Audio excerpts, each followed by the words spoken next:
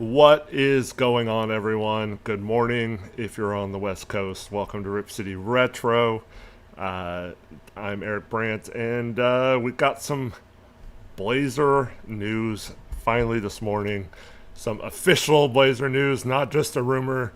Tiago Splitter will no longer be coaching the Portland Trail Blazers. Starting out with a cough already. Wow, that's great. Good morning, everyone. I hope you're all doing well. Thank you for joining me. It happened. Tiago signed with the Chicago Bulls. He is going to be their head coach, and I think we can deduce a lot from this. In my opinion, the Blazers wanted this to happen. They wanted Tiago to get another job so they didn't have to answer why they signed someone else. Sean Highkin's been reporting for a while now that the Blazers weren't going to hire a coach until after the Carolina Hurricanes NHL season was over, and that just happened last night. Congrats to Tom Dundon and his Hurricanes for winning the NHL title. So we have a championship winning owner now.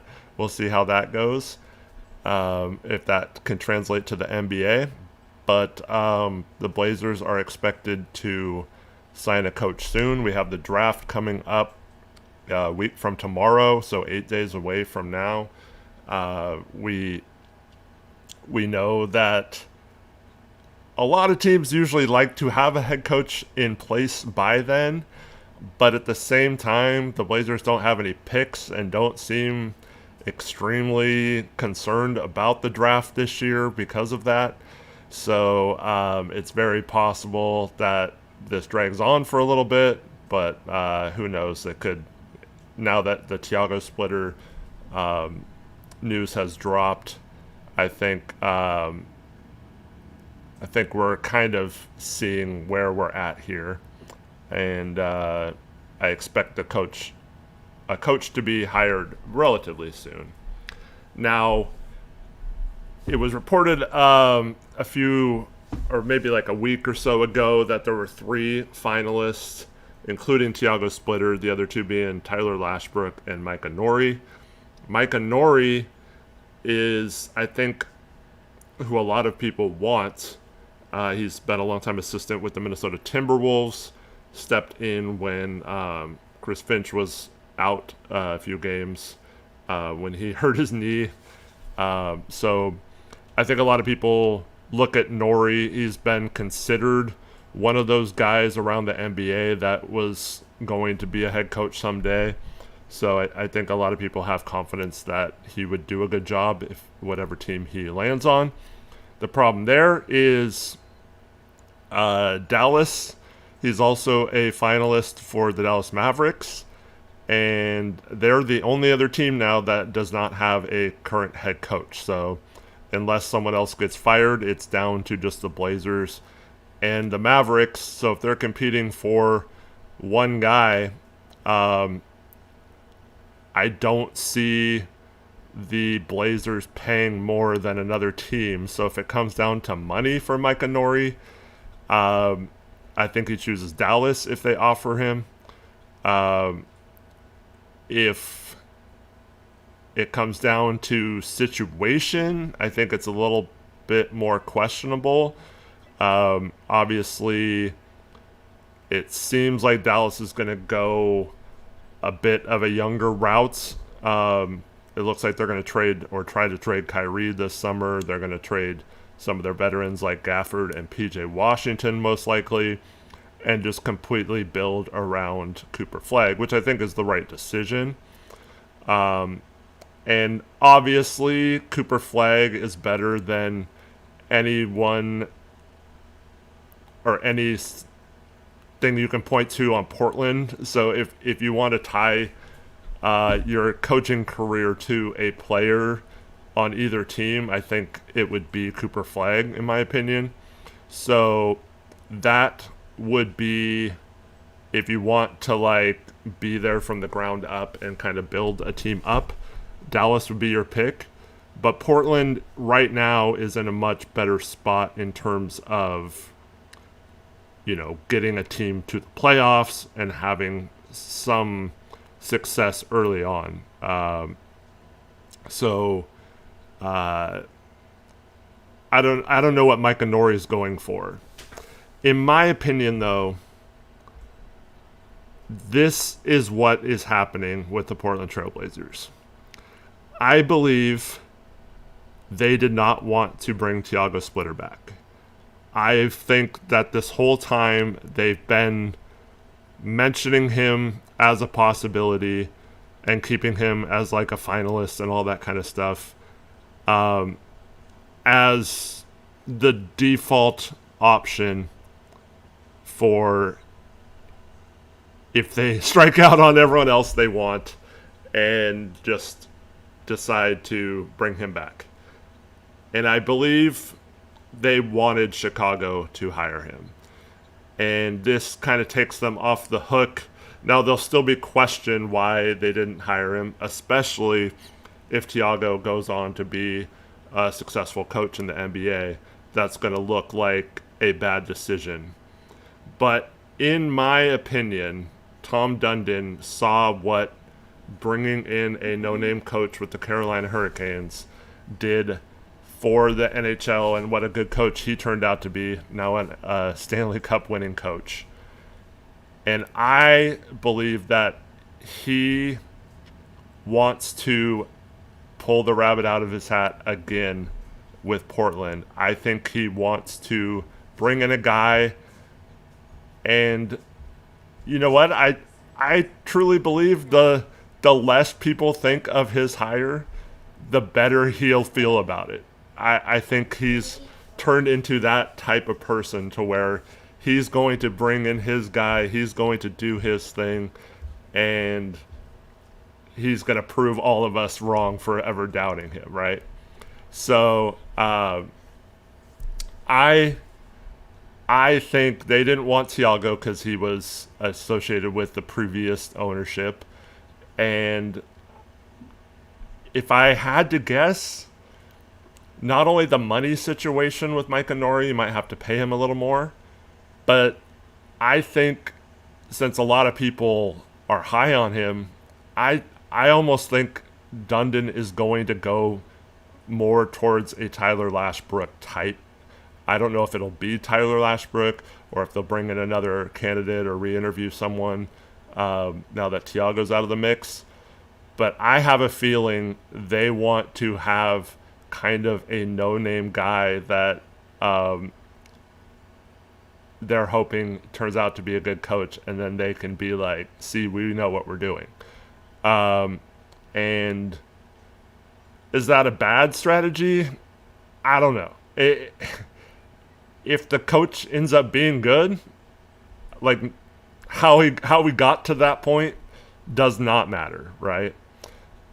If he's in over his head and it's a complete failure, then that's going to look really bad, and it's going to look fairly incompetent that the Blazers let it get to that point on a team that was building, and their decision to not have that come across,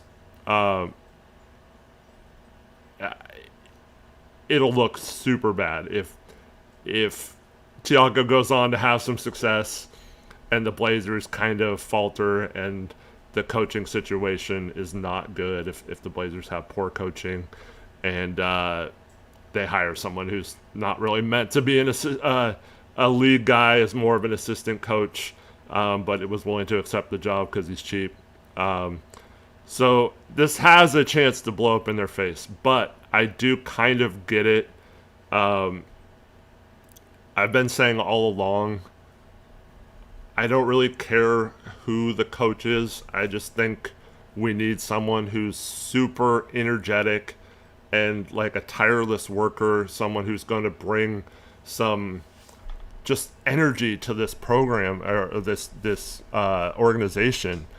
And that might still be Micah Nori, don't get me wrong. That was just a guess by my part. but I have this weird feeling they're going to hire more of a no-name person, and yeah, we'll see. But I mean, if they bring in someone who comes in with a bunch of fresh ideas, a bunch of new concepts, is willing to kind of try different things and isn't afraid to, admit that something isn't working and try new things, I think that'll be a good thing. And as Trevor points out in chat, he says, I don't mind losing Tiago, but the way this is all played out just does not look good. And yeah, I mean, you could say that. But like, I don't know, is it really... It's more just because of all the other things. Like, if this was just... Like, if Dundon had been here a while and was just kind of unsure if he wanted to keep Tiago, I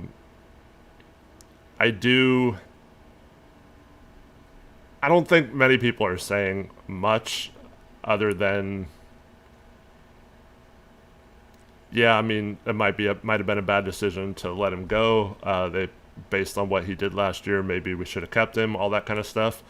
It's just, we still have all these things looming over our heads, like the financial part of the Rose or the Moda Center renovations and the city council, and then all this other stuff about Dundon being cheap and coming in not leaving the best first impression on people, stuff like that. So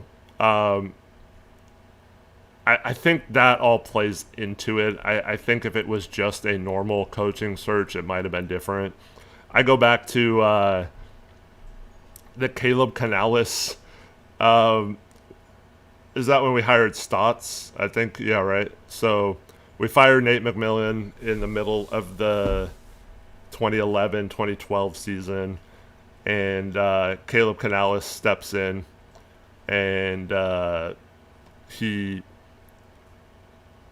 Blazers weren't good after that, but a lot of people thought he should be given a chance to have the job, and they kind of played it out for a while, like, oh, we could, obviously they hired Olshey too during that time, so new GM, new coach, but they kind of played it out like Canales was a finalist and was potentially going to get the job, and then they hire Stotts. So, I mean, this isn't unprecedented or anything. Maybe with how long it played out. But there were rumors earlier in the process that the Blazers were unwilling to grant anyone permission to talk to Tiago. And that was interesting to me because that would seem to indicate they wanted to keep him. But from what has kind of come out, it seems like they wanted to keep him either on a lower salary or the same salary as he was being paid as an assistant coach, or they felt like he's under contract as an assistant coach still. He's still going to be our assistant coach. And to me, that's where it got a little unreasonable from the Blazers, is you have this guy who came in, did a pretty good job as your coach. You got to let him interview if you're not going to make him the head coach. You can't just force him to stay as an assistant coach and all that stuff. And I'm pretty sure Tiago would have left and resigned if that happened anyway. So that's where I had a little bit of a problem with it. As Zach points out, the weirdest part about it was how it played out when they started the search while our season was still going. And yeah, that's true too. That was a little weird how it played out. Came out that we had, talked to several people. But, he was the interim coach. It's not like he was the head coach with a contract and it was just running out or something. or had multiple years on his contract as the head coach. So I go back to when they promoted Cronin without talking to anyone or without conducting a search. And you can do a search and still lead you back to Joe Cronin being your guy. But to me, the Blazers needed to do a search, needed to do that. I don't like when teams just give the job to someone without it. So I understand both sides here. I understand why that would upset Tiago. He obviously feels like he did a good enough job to keep it. Obviously, all the players minus Shaedon Sharpe felt like he should be back. At least that's what publicly they said. So, yeah. As Fuzzy points out, Sean Sweeney got a job while he was coaching in the playoffs. So he's confused how the search was an issue for other NBA coaching candidates.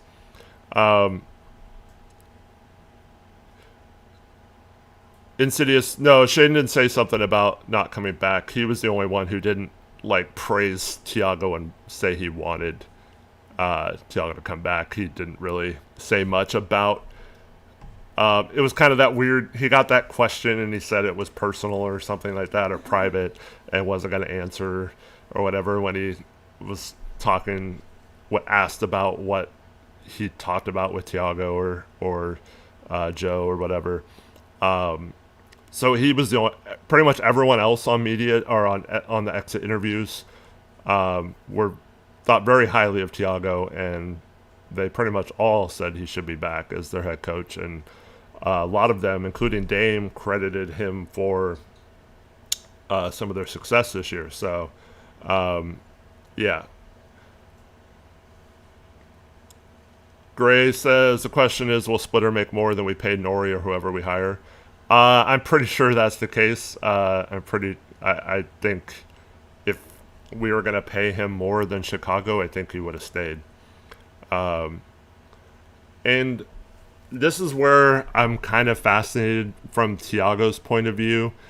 Him leaving before knowing for sure. So either he was told he wasn't getting that job and that his name being a finalist was just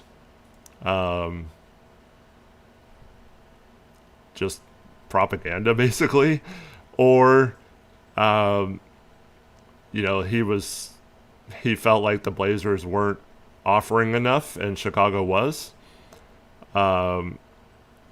But I find it hard to believe he would just leave this situation without knowing for sure that he wasn't going to be the coach. And, maybe Chicago offers him the job and he goes to Portland and says, I'm going to accept this job. I mean, I'd love to still be here, but I have to do what's best for me. If you're not going to hire me after you've had, several months to make this decision, if you haven't decided by now, I need an answer or I'm going to sign with Chicago. It could be as simple as that. And the Blazers were unwilling to give him that offer. But to me, that shows that the Blazers were never going to hire him. If after all this time, they still didn't know if they were going to hire Tiago or not, he was never going to be back as the coach. So I think that's why he signed with Chicago, because he saw the writing on the wall. So congrats to the Bulls. I know Tiago is very highly thought of around the league based on what he did this year. Now, as us Blazer fans who watched every game, maybe some of us, including myself, kind of realized that you can acknowledge how great of a job someone did in a really tough situation with your head coach getting arrested after one game. You step in, you keep the team together, they had some ups and downs. There was obviously some points this season where it felt like this season was going to be a disaster, and then they go on a few runs throughout the season to get them back in a playoff position, and then obviously the strong into the season where they finished with the 8th seed and win the play-in game. They win one game in the playoffs, but this is a progression, first-year coach, all that kind of stuff. So it feels like you can point to a lot of things that he did well, and I understand how anyone from the outside and even on the inside can just give him credit for all that. And can't dispute any of that. I completely agree that his temperament and just the way he handled this situation the entire year was very professional, and he deserves a lot of credit for keeping the team together and having as much success as they did despite all the adversity and all that kind of stuff. So I do think he deserves credit for that. Where I push back is moving forward. I did not see enough strategically to say he for sure can be the guy to take Portland to the next level. Now, maybe a little bit of that was he didn't have enough time to implement his full system and all that kind of stuff. He admitted in his exit interview that he didn't run a lot of sets and didn't have a lot of structure with his offense and things like that. But he was brought in to run the offense. So this was supposed to be his offense in training camp. So I get a little... I question the people who say, oh, well, he didn't have time to implement his offense. This was supposed to be his offense from the beginning. The Blazers were going to change their whole offense this offseason, or this last offseason. And they all knew they had to change their offense. So, to me, that excuse doesn't carry a lot of weight. It kind of... I still question if he knows exactly how to do that. And Greg says he didn't have his own staff. That's also true. I imagine the staff is going to look a lot different here in Portland. And, we'll see how many people... I'm guessing they're going to let him take whoever he wants to Chicago with him. Hopefully he takes Nate with him, because I just feel like the Blazers need some new voices there. But yeah, I mean, you can definitely point to things. But to me, everything you can point to with Tiago isn't like... To me, there isn't much you can point to that signifies, oh, I really thought this was brilliant that he had this game plan against this team, or he came out and had this type of adjustment or whatever. Like, I feel like the Blazers didn't have much of that this season.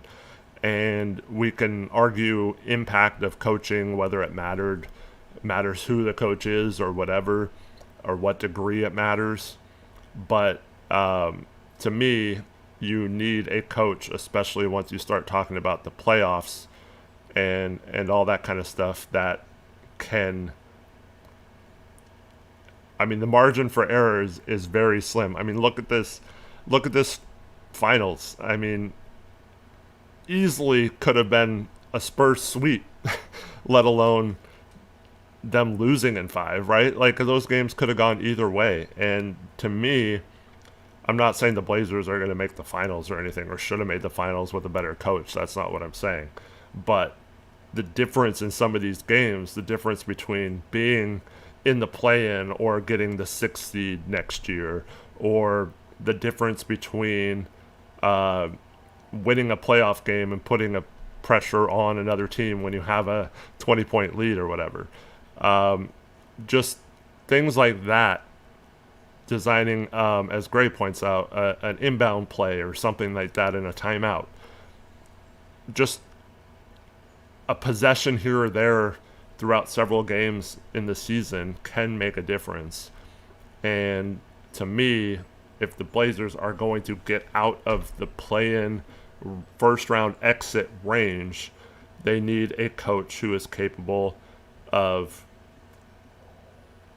game planning at least a game in a series or something to where, wow, they came out with a different look and completely shocked the other team and stole a game.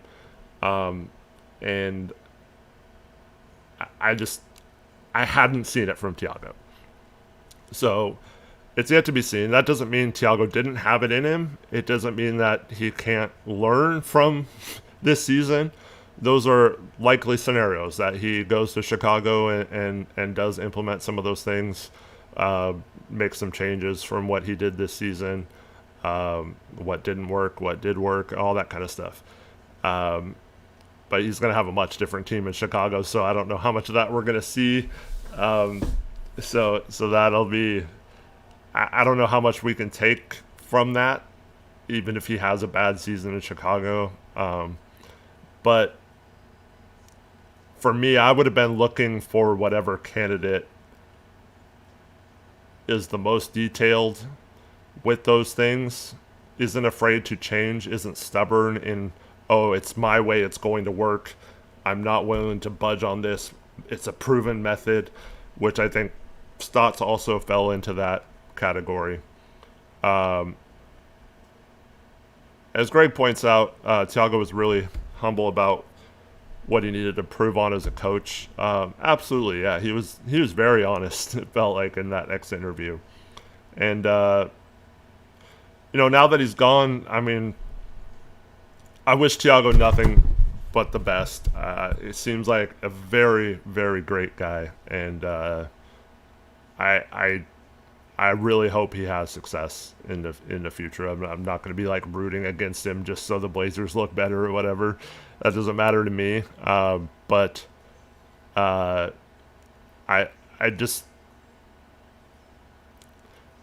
don't know. I feel like the Blazers need just. We always talk about this on the court, how they need that dog on the court, right? And hopefully, Tamani, Donovan, those guys can turn into that. But like, I feel like they kind of need a dog in the coaching staff too. You know what I mean? And like I said, someone that's just going to bring a lot of enthusiasm. I mentioned this last stream, but so I'm an Oregon State. I went to Oregon State, and so still root for them, even though they've gotten screwed in this new college format. But their programs outside of baseball have been a disaster the last couple of years, and they bring in a couple of coaches, and all of a sudden the whole outlook of the program is completely different. They're getting recruits. They have these guys that are working tirelessly. And that may not work in the NBA. I'm not saying it's the same. It's just the juice and the breath of life it's breathed into the program has just been remarkable, and it's just a night and day difference. So I'm looking for someone who's going to come in and seem like he is that guy who's just going to I don't want necessarily a quiet, nice guy. And so that's why I was fine with them moving on from Tiago. And that's, like I said, no disrespect to him at all. All the credit in the world for what he did this last season. But I think the Blazers need to find that type of coach. And someone who isn't afraid to get in a player's face or to, throw some sort of crazy game plan at other teams. So we'll see. Greg says his son went to Oregon State. Yeah, so my oldest daughter just graduated from Oregon State on Friday, so congratulations to her. So yeah, let's give a round of applause in chat for my daughter. Really surreal moment on Friday watching one of your children graduate from college. Just crazy experience, but yeah, uh, congrats to her. So yeah, so this coaching thing, the Blazers should have a coach relatively quickly. Um, Now, I don't know where Evan Siddery got this from, because he didn't credit anyone, but he said, and I mean, I'm not saying I believe Evan Siddery is an aggregator, but he said in a report that Tyler Lashbrook was now the favorite to be the Blazers head coach. So we'll see what happens there. And then, yeah, I mean, Mike Honori is obviously the most qualified candidate of the two, but yeah, I don't know. I don't know why they wouldn't have hired him already, or what they're waiting for if they're not. So, Helicon asks, do I think that the way teams have their own in-house reporting now leads fans to be more personality-led and loyal to staff over actual achievements on the court versus independent reporting? No, I don't think that. I think that's always been a Portland thing. And honestly, I think it's exclusive to certain small markets. I There's no way like New York media or Philadelphia media is like saying the stuff that local media is saying about Tiago right now, you know? Like a lot of them are calling the organization boneheaded and they're dumb to let Tiago go and it's going to come back to haunt them and all that kind of stuff. It's weird. I think that's more of a Portland thing that, or a small market thing at least, where you do kind of get to know someone over the year if you're a local reporter. It's a close knit group. It's a bit of a, or they think it is an exclusive club, being a Portland media member, and aren't afraid to rub it in people's face who aren't, as we've talked about before. But yeah, it's just I think it's more just their loyalties lied to certain people who were here before, and weirdly, a lot of them have turned on the new organization. So I don't know, man. It feels more like, I don't know if soft's the right word. It's just we don't have a lot of local people who will ask a super tough question or get into it with a player or something in the post game, or like it's mostly softballs, and it's mostly just don't ruffle any feathers. And I think a lot of people were just concerned if they didn't do that they would lose their press credentials or whatever. But why in, like I mentioned, New York, Philadelphia, Boston, why in those cities there's tons of credentialed media and sports talk shows and stuff like that are just bash on the team that they cover constantly, so, and are negative. So I don't know, and I think it's more just that's how this city and fan base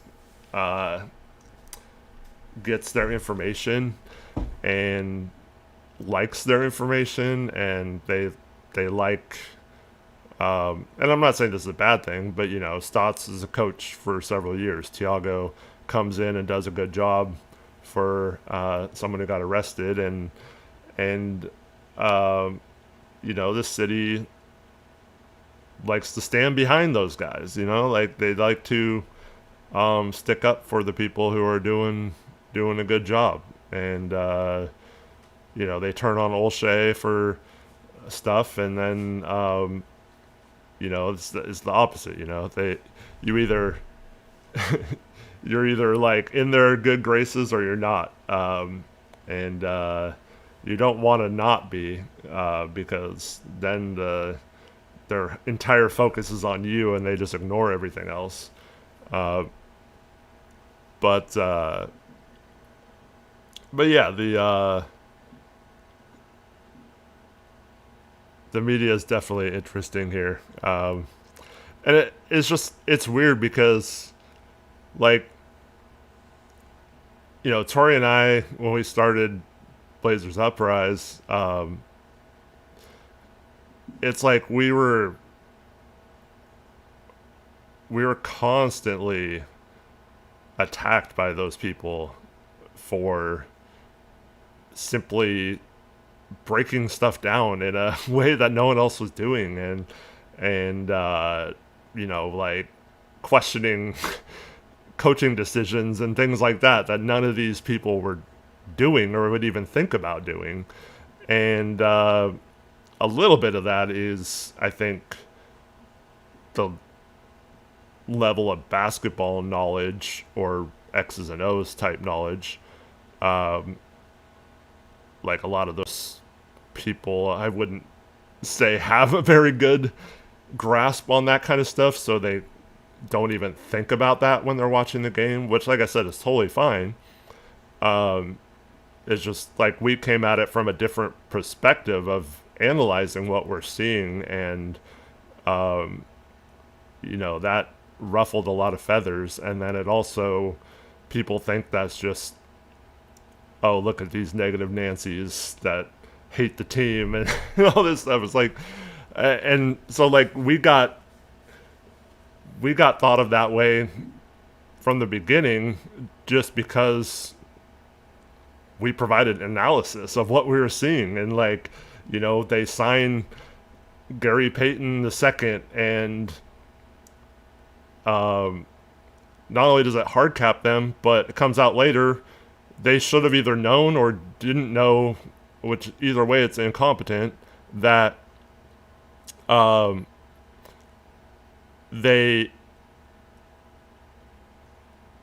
he was injured and needed that core surgery, and everyone got mad at us for, like, how dare we question this awesome signing a 6'2" guard when we needed, front court help and all this stuff, and already had multiple players in the backcourt that could have been fine. And like we got killed for not being super positive about them signing Gary Payton. And it was like, okay, signing. It's just like, it didn't make a ton of sense to me. And then it's just like, oh, you guys will never like anything. And it's like, no, we want to like everything. We want to be talking about the Blazers winning a championship, and I would want nothing more. Man, watching the Knicks win that title on Saturday, I don't know about you guys, but man, it was just like, you kind of feel like, oh wow, Jalen Brunson, that's so cool that he got this title. And Mikhail, and I mean OG already had one. Karl Anthony Towns wins a title, and you're just like, okay, that's cool that those guys finally get their moment or whatever. And then you start thinking, why can't we have our moment, right? And that's all I want. Like, I'm not, and obviously these past 12 years, or about 14 years since 2012 when we drafted Dame, I feel like the Blazers have kind of stepped on their own foot and had several reasons why they were the cause of them not having more success. And now they're in a position to take that next step possibly. And it's just, I don't know. I would want nothing more than to win a title. Like I would be crying for days if we won a title. Like it would be such a great feeling. And that's all I've ever wanted. And it just, I get upset when the Blazers do stupid things or make stupid moves, and it obviously will not help them down the road. Now, could I be wrong on those things? Absolutely. And I'm not afraid to be or say that I'm wrong about them. But yeah, it was just so crazy to me when we just started, all we were doing was breaking down what we were seeing in the games, and then all of a sudden we were like the worst guys ever, and like, how dare we question anything, or how dare we not just do nothing but praise the organization and all that kind of stuff. So it's pretty crazy how it went over the years, but here we are, and I mean, you can match my passion, but I guarantee you there is no one more passionate than me about the Portland Trail Blazers. So, yeah, like, you can be up there with me, but we'll see. And then Free Throw Guy asked, is Dundon still a villain here? Man, I don't even get why he is a villain yet. Like, I don't understand. And yeah, here's what media's going to say. Oh, how dare you defend a billionaire, blah, blah, blah. You know, I'm not defending him. I just, like, the guy had 8 years of success since buying the NHL team. This organization was bloated and not winning, and had one of the worst revenue generating in terms of sponsorships and sales and all that kind of stuff. And while having one of the highest, like, payrolls, and not on the court, but like front office payrolls in terms of employees and how much they paid their employees, it just didn't match. So, like, anyone who came in would have seen, wow, we're paying way more than any other team into our front office, and we're making the least amount of money in terms of the revenue they're generating.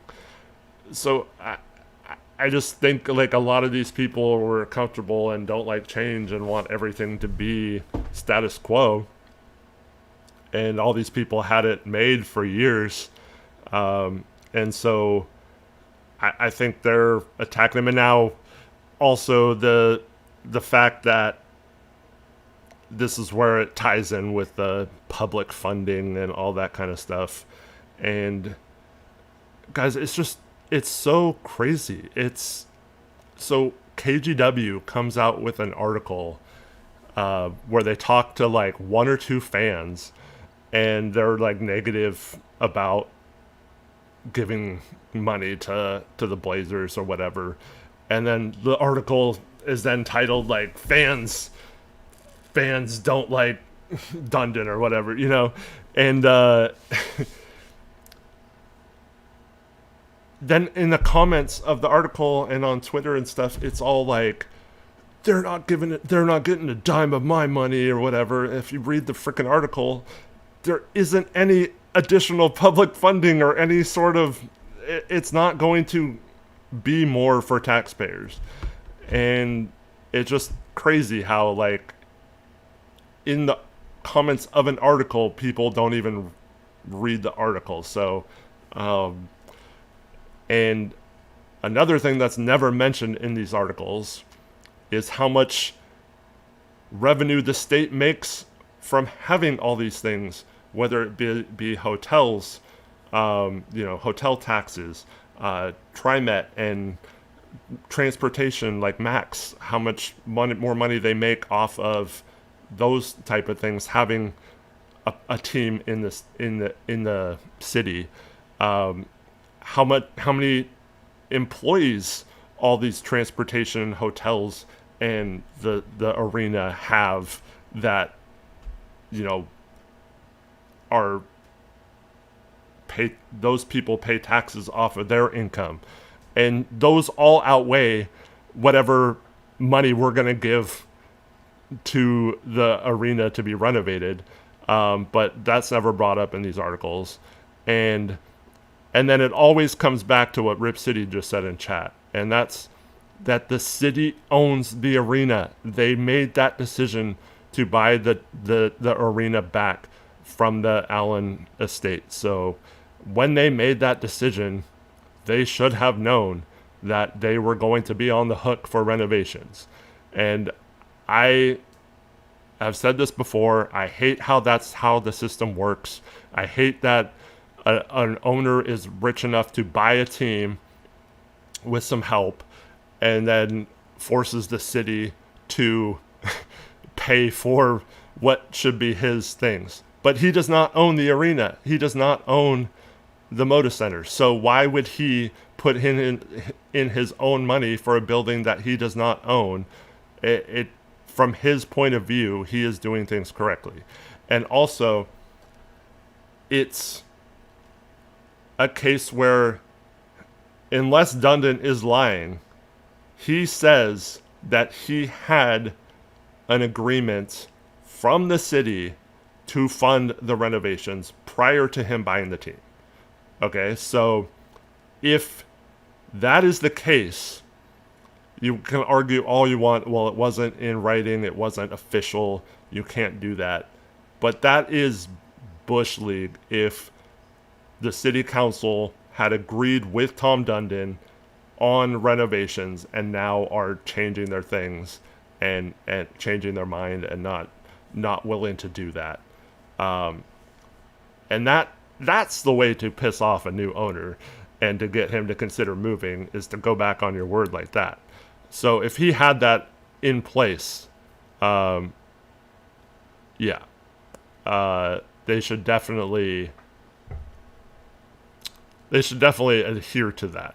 But I don't know. I feel like all along this is just a necessary evil of doing business with someone like that, and they're gonna have to pay. The longer they wait, the more it's gonna pay. Like, everything keeps going up.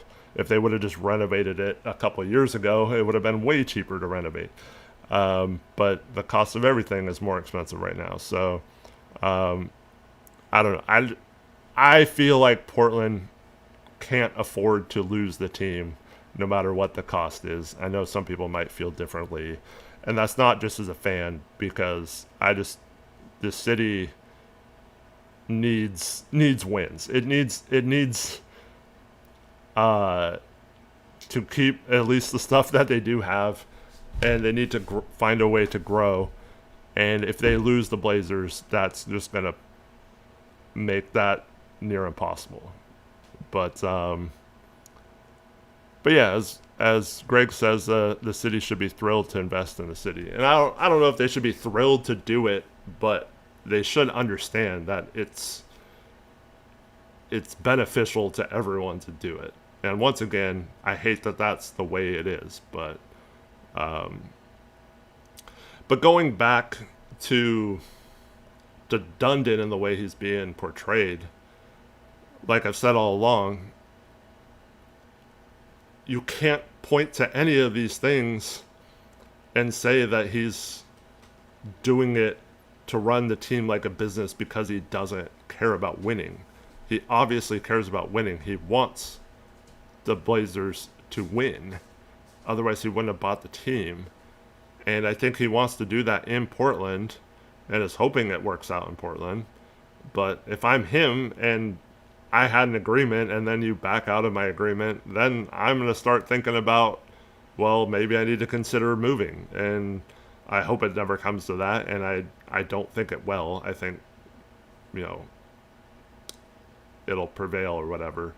But yeah, and I mean it benefits the if you want to say, I see people talking about uh, the Portland Fire, and yeah, I mean it'll benefit them too. It'll benefit concerts. It'll benefit a lot of people's lives that go there. I understand if you don't live in Portland or near Portland and or never go to games or whatever, that doesn't benefit you at all. But it also, I mean, once again, it's not costing anyone extra money. They're just taking it from something else. Um, but anyways, I fully believe that the Blazers, like, he wants to build a winning product on the court, and maybe that'll be proven wrong. And if that does be proven wrong, I will absolutely be the first to say that Dundon wasn't the right person to buy the team or whatever. But I don't know how any of us can make any sort of determination on that right now.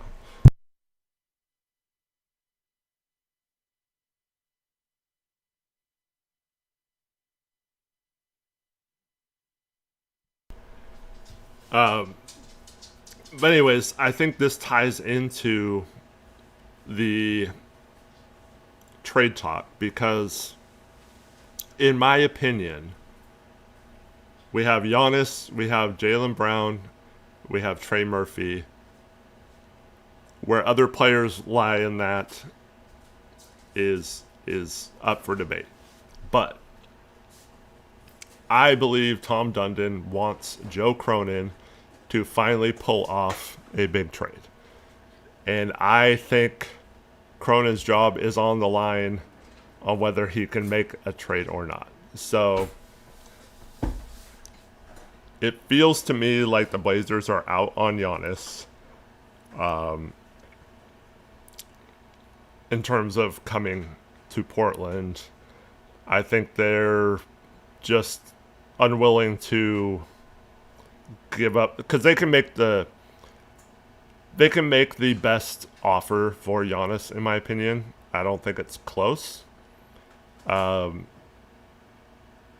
It's just that the Blazers aren't willing to give up the full package without Giannis being somewhat open to it. If he's just completely shut off to signing an extension, I don't think the Blazers would offer more than the Bucks picks and maybe Scoot and Shaden and Jeremy and the Bucks picks. I think that's probably their limit if Giannis is just going to be completely against staying here. But that goes then to, okay, if he's traded to the Celtics, I think the Blazers, until today, possibly could have had the best package for Jaylen Brown as well. But the problem now, there was a report that the Clippers are potentially in the mix for Jaylen Brown, and they have the 5th pick, and that will be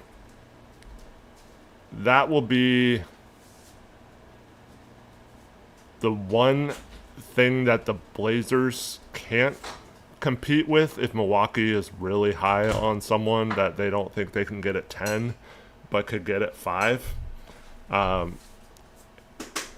The 5th pick in this draft, you could argue, is probably just as good as any pick, and without even knowing what pick that would be for any of their picks back. So that's the one.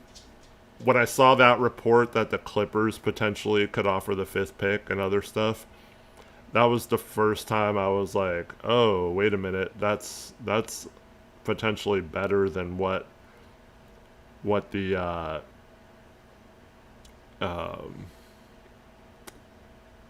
that's potentially better than Portland's offer.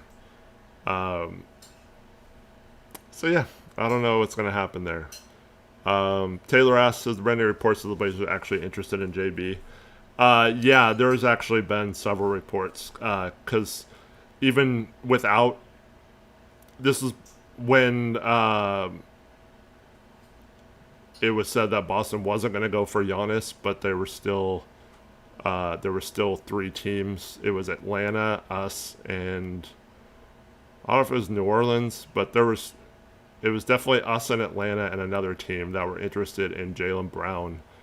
And this was outside of a Giannis trade, just dealing directly with Boston. And I even had a stream about that, talking about what that would look like if it was just Boston. But yeah. And obviously Milwaukee wants the Blazers as a facilitator in any trade because they want their picks back. But I think this is where the holdup is with the Miami offer for Giannis. Is Portland does not want anything, or not want is, I guess, not the right term. They don't. There's nothing Miami's going to give up that's worth giving the Bucks their picks back. So that's where the holdup is with Miami.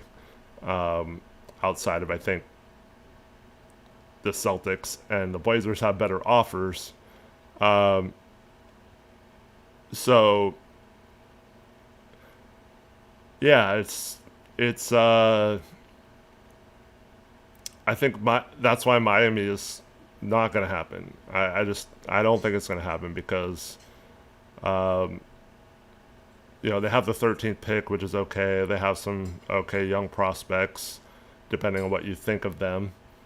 But I think the Bucks want our picks to be involved, and so I think it's just a question of, do we have the best offer? And before today, I would have said yes. Now I'm not so sure if the Clippers offer that 5th pick. That could throw a wrench in this. It'd be very hard for the Clippers to get there without including Kawhi or Darius Garland. Maybe they could work out some sort of crazy scenario with like a sign and trade with Mathurin or something. But it's gonna be very difficult for them to make the contracts work. But the 5th pick, if I'm Milwaukee, I'm definitely interested in that as one of the pieces coming back. Taylor says if they take the Clippers package and they miss on the 5th pick, they're totally screwed. Yeah, I completely agree. And the 5th pick, there's a lot of players. There's just a lot of players in this draft that could go like 5 through 10. So I don't know if there's a certain player they're targeting that they don't think they can get at 10. But yeah.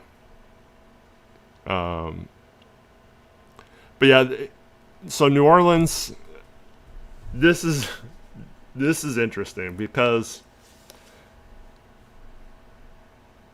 if Jaylen Brown goes to New Orleans, and now I don't know why New Orleans would want Jaylen Brown. It's definitely a Joe Dumars move, but to me, I wouldn't be going that route if I was New Orleans. But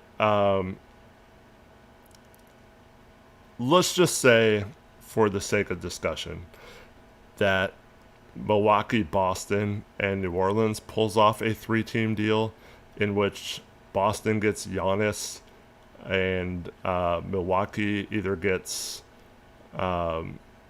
Trey Murphy, or maybe Trey Murphy even goes to Boston and they get both Giannis and Trey Murphy, and then a bunch of assets from both teams go to Milwaukee. If that happens, and in one trade, Joe Cronin misses out on all three of their plans this summer, all three of their targets. Um, I don't I don't know if he necessarily gets fired on the spot, but he's short of the Blazers, like just overachieving and being a pretty high seed in the playoffs, and um, you know, maybe getting to the second round or something. He's done. Like he's got a year tops if he fails on that, and all three of those teams get involved in the same trade for the three players they're after. Um, and so I think this is a test for Joe Cronin. Now, if another team comes in and like the Clippers and steals Jaylen Brown, and they strike out on both Giannis and Jaylen Brown now, um, once again, I think Dundon has given him the direction to get it done. And I also believe that if they don't get it done, they're okay with saving their assets to make the trade once another star becomes available. But I don't think that'll be Joe Cronin making that decision. I think he will think, okay, that's fine that we saved our assets and still have them available to make the trade another day, but you're obviously not the one that's going to be doing that. So I do think if Joe Cronin doesn't get a big trade done this offseason, that his days are numbered here in Portland, short of the team just completely winning despite not getting a good offseason acquisition. And you can still make small moves that are good and help. But Greg says Jaylen Brown would be furious if he ended up in New Orleans. Yeah, it's very weird. That'd be very weird. So yeah, and here's the other thing too. So this is why I think the Giannis to Portland trade is kind of done, because I don't see the Blazers giving up a full Giannis package for Jaylen Brown. So if they want their picks back and like Scoot and Shaden or whatever and Jeremy, like maybe the Blazers give up another first on top of that, but I don't see them giving up those three and the Bucks picks and much more than that. But if Giannis was willing to sign here, I think the Blazers give up at least two more firsts in that deal. And so it's just a question of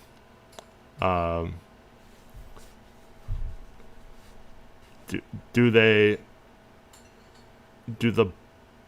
Bucks want to trade Giannis to Boston to get less than they would if they traded him here? And that's why I think we're not offering more than that for Giannis. That's just how I came to that conclusion, because in my mind that all lines up. Who knows? We might still trade for Giannis anyway. Maybe this is all just Milwaukee trying to get us to offer more or something. But I definitely think that Jaylen Brown. I mean, it's so weird though. Like, we have all these fans, and this isn't just about Jaylen Brown. I know he is kind of polarizing, but it's like a lot of the fans who hated that Neil O'Shea never went all in and just refused to give him any credit because he never made the big splash. There's so many fans that are like that, but then also hate any trade involving getting a star or going all in. And it's funny to me. Like, you can't have it both ways. Like, either we make an all-in move to try and win, or we stay status quo. Like, there's not really much of an in-between, in my opinion, especially right now with Tom Dunn wanting to make a splash and all that kind of stuff.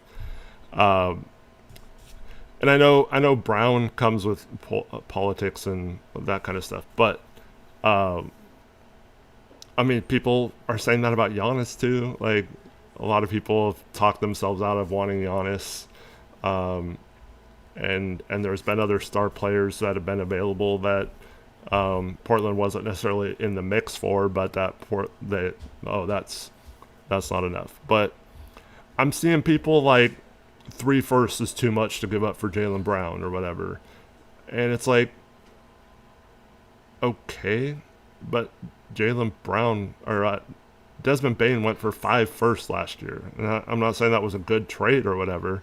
That was obviously an overpay by Orlando, but you're not going to get Jaylen Brown for 3 firsts. He's a second team all NBA this year, averaged 29 points per game, and has a championship. So I don't understand why people think we're just going to get him at some sort of discount or anything. Like, I understand not liking his contract, maybe not liking his fit as a player or whatever, but we're not getting him at a discount right now.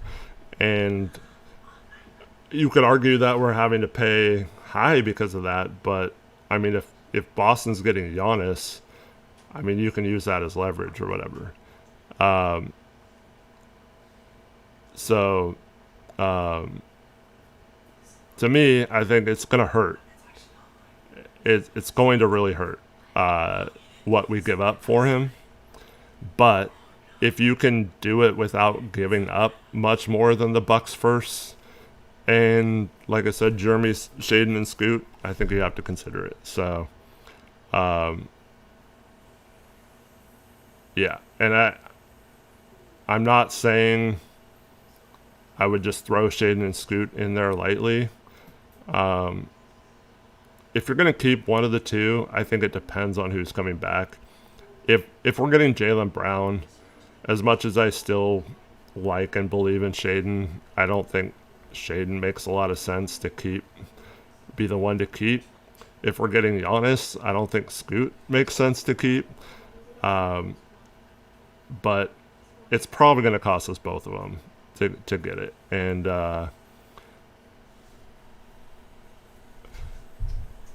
to get a player of Jaylen Brown's caliber, it's going to cost both. And then if you give them both and the Bucks picks back, and you keep all of your future first and potentially the Orlando first still, I think you got to do it, and you just make a run for it. You make some other good signings, and yeah. I mean, we would hope that if one of Shaden or Scoot ever has a season as good as Jaylen Brown last year, that would be incredible, right? So, yeah.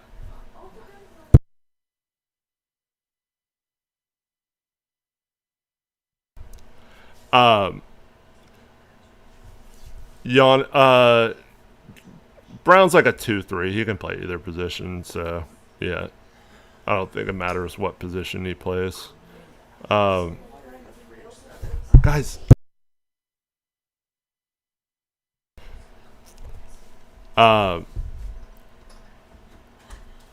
Y'all just want to get Dame help, stick with what we had and put small pieces around it. I mean, that's what the Blazers have been doing for years. Like,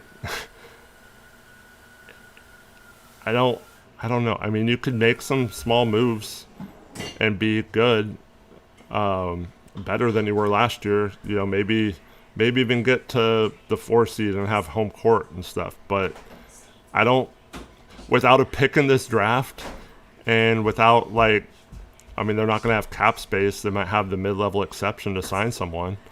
I don't understand why or how that could work in terms of making just small moves and having that get us into the San Antonio, OKC range, now New York range. So, I don't know, man. Yeah. Rahi asked if we got Jaylen Brown, would Drew or Tamani come off the bench? That's a good question.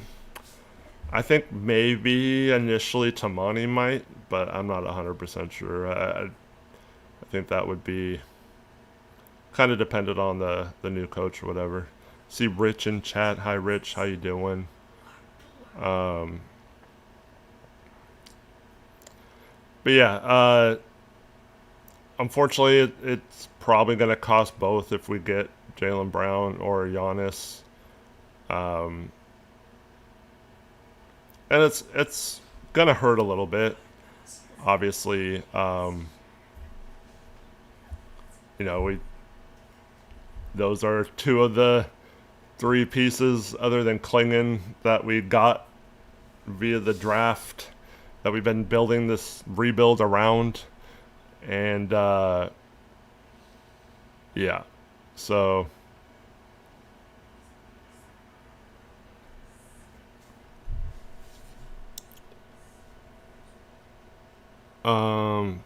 Yeah, I mean, I know a lot of you probably disagree with that. I know a lot of you want to keep. I mean, it's pretty split. Which one you guys would keep if you could keep one? I know there's a lot of Scoop fans. I know there's a lot of Sharp fans, and I don't blame you guys for wanting to keep either of them. I think that the Blazers would be fine if they get a star and can make some other moves around that person. Now, if the Blazers are getting Jaylen Brown instead of Giannis, I am asking for AJ Green from Milwaukee in that deal. Now, some people will say Bobby Portis. He's been working out with Dame over the past week. So we'll see if the Blazers are interested in Portis. I don't know if they would be or not. Maybe. But I would try to get AJ Green or another player thrown into there. And then a lot of you are going to hate this as well. But I'm just going to throw it out there. If we trade Scoot and Sharp, there's a certain free agent we could sign and bring in, and that's Anthony Simons. Yeah, Anthony Simons is our bench guard, right? So our rotation would be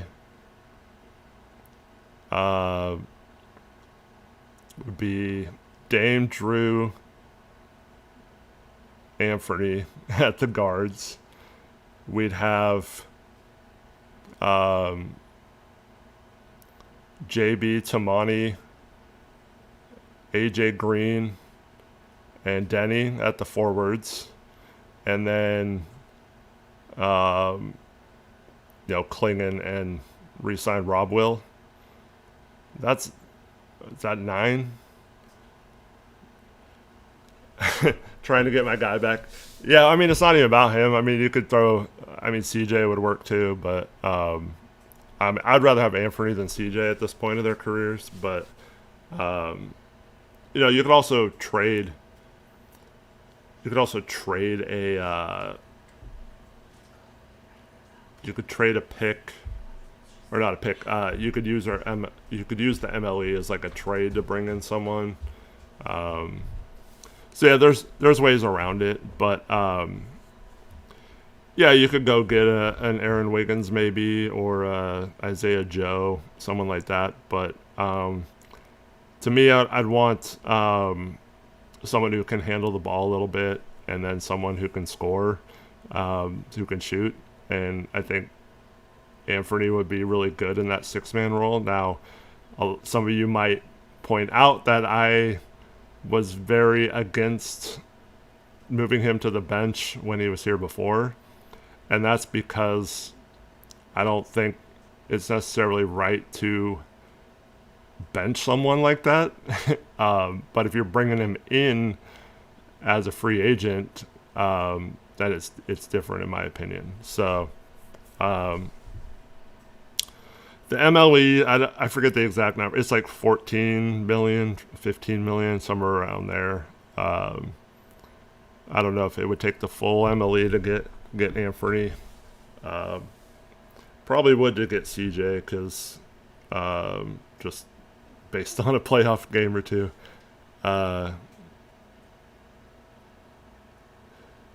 Yeah.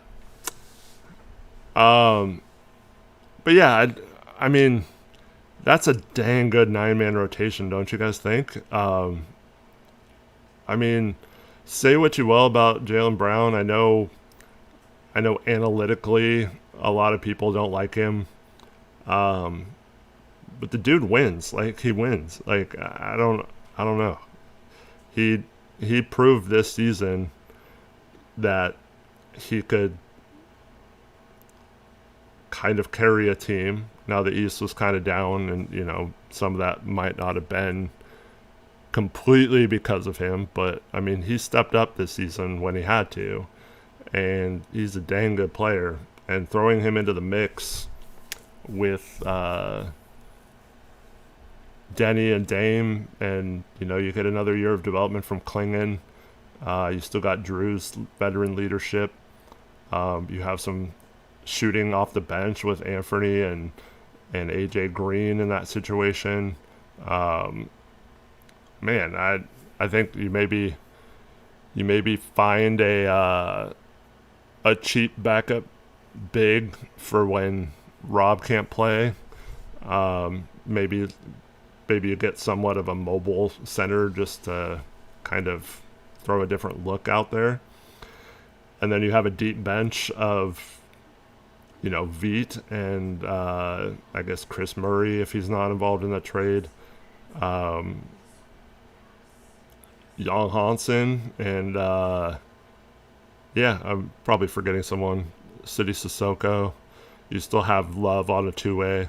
I think I don't know, man. I feel like that's a dang good team, man, and it's pretty deep, despite giving up 3 players for Jaylen Brown, or maybe 4 if like Chris or Hansen is in there, but I don't know. What do you guys think? And I mean, like I said, just substitute CJ for Anthony if you want. But yeah. Larry says not being involved in the Giannis trade is winning. What do you specifically mean by that?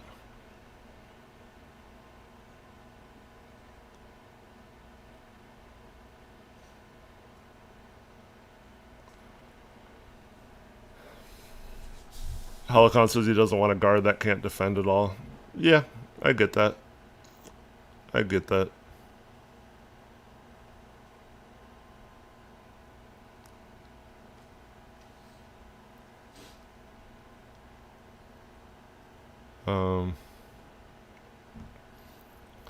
yeah, I mean, okay, let's just say it.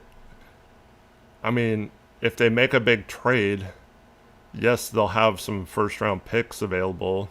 Like I said, they can maybe make a trade for someone that makes 14 million or less using the MLE.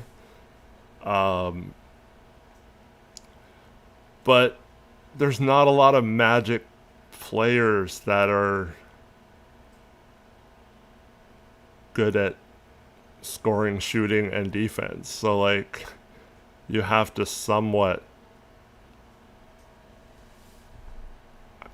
make some concessions. Like, you can't just find the perfect player in those scenarios. Otherwise, you're never going to make a move, right? So keep in mind, though, like, let's say we signed Anthony to the mid-level exception, so he's making like $14 million next year. So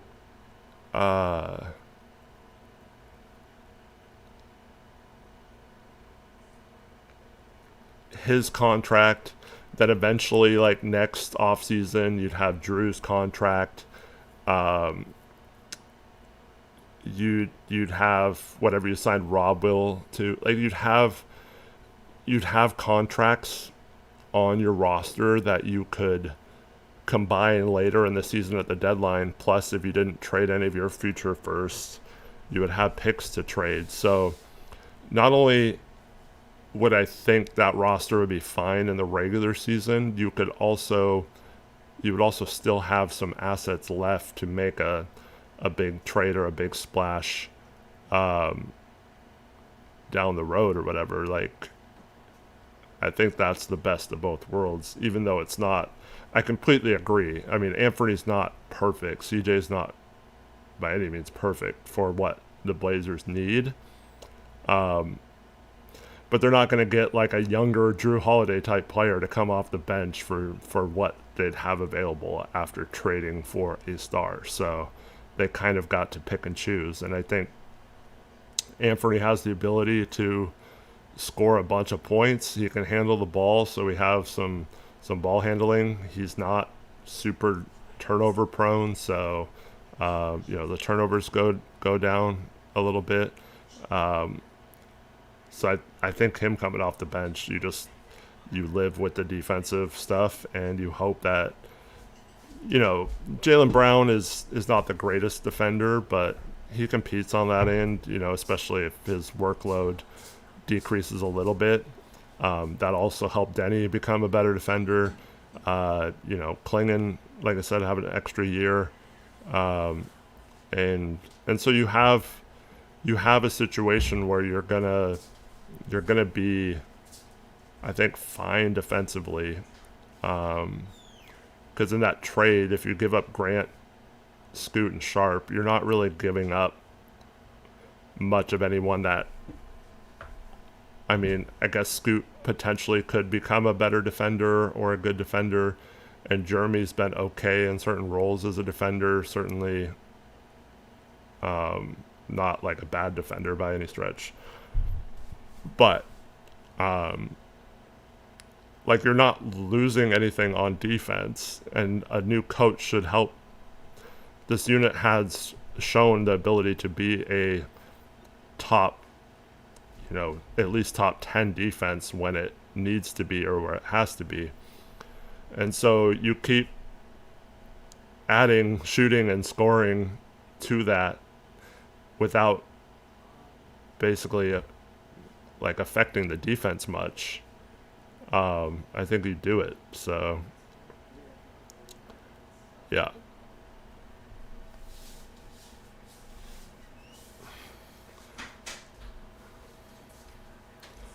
Tristan says, what do you think about going after Brown and Murphy? I think Murphy, I mean, it would be good, but I think we'd be talking then about giving up too much. And I think, I don't know, I just think it'd be a lot harder to have the depth that we'd have if we only got one of the two. I think it'd be a lot easier to get that depth. So, yeah. But yeah, I mean, I think the Blazers are right now clearly in the mix for Jaylen Brown. I think that's going to be a very... there's going to be all kinds of opinions on that move if it happens. But I think ultimately it will pay off for them. I think if they make a couple of other smart moves that that I think they can. That 3 seed in the West is up for grabs, and you get in the mix in the playoffs with a team that's that good enough to be the 3 seed, and you're in a situation where you're. I mean, I don't like to discredit anyone, and I'm not going to discredit anyone, but you get a situation like the Knicks had this year, or the Spurs got to play OKC basically without Jalen Williams, and then AJ Mitchell gets hurt in the series. There are years where just being in the mix gives you an opportunity, depending on what happens. And this Knicks team showed that, if you have an opportunity to get there, you can win the whole dang thing if you build a team properly. So, yeah.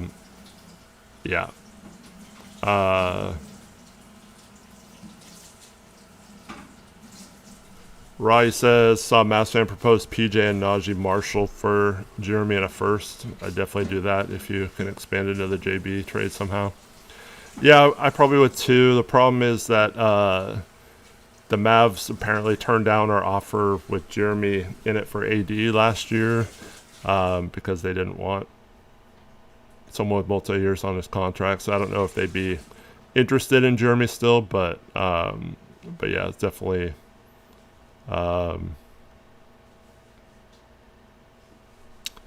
definitely something I would consider.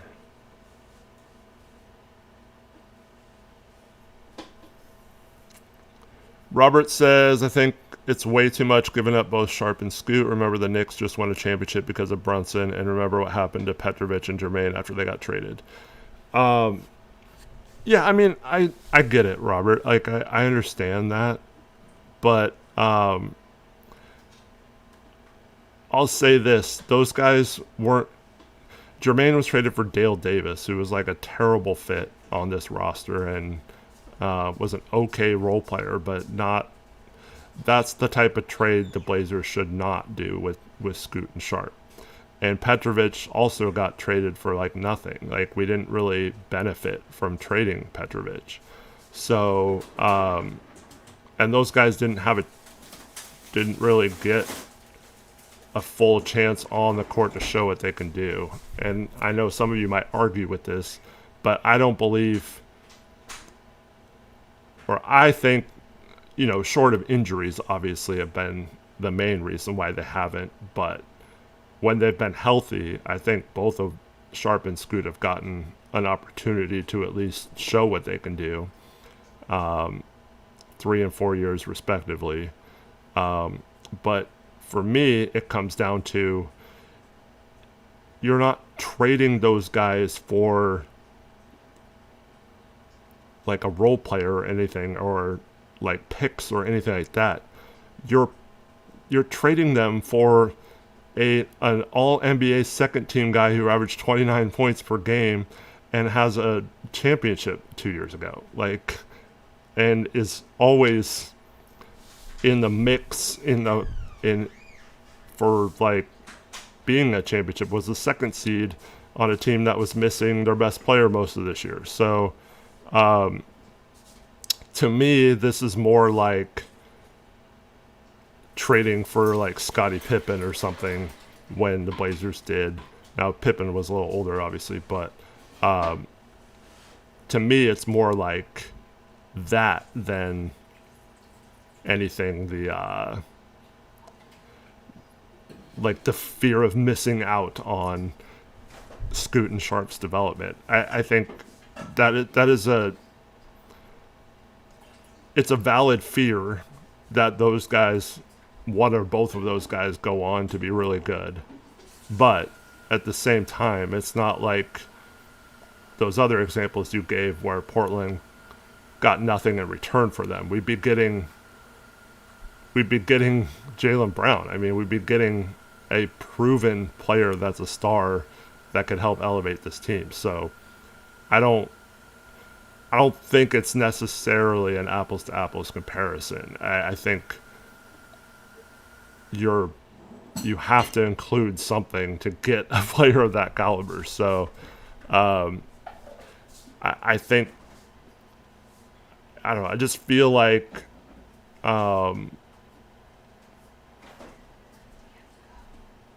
Scoot and Sharp aren't necessarily the guys you want to trade, but I mean, that's who teams are going to want if you're trading for a star. So it does kind of suck that then Klingon will be the only draft pick left. I guess Chris Murray, if you want to count him, but the only like potential starter level player of the ones left. But yeah, give me just a second.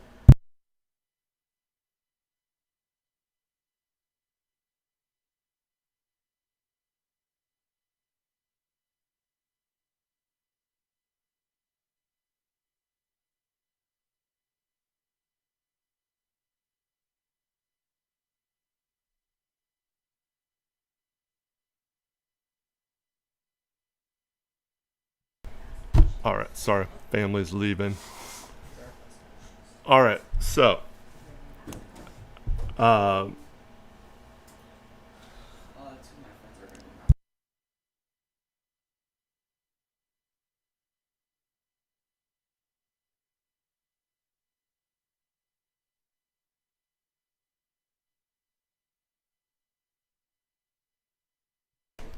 right, sorry again, everyone.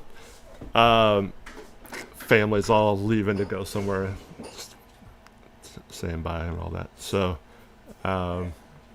yeah.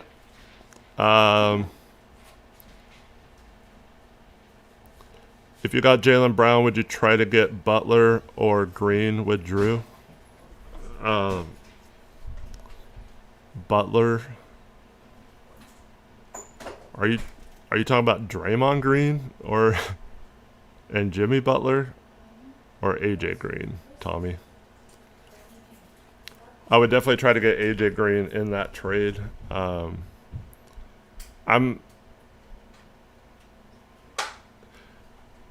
That's interesting. I don't like, obviously if you could get one of those two for Drew, you would think about it.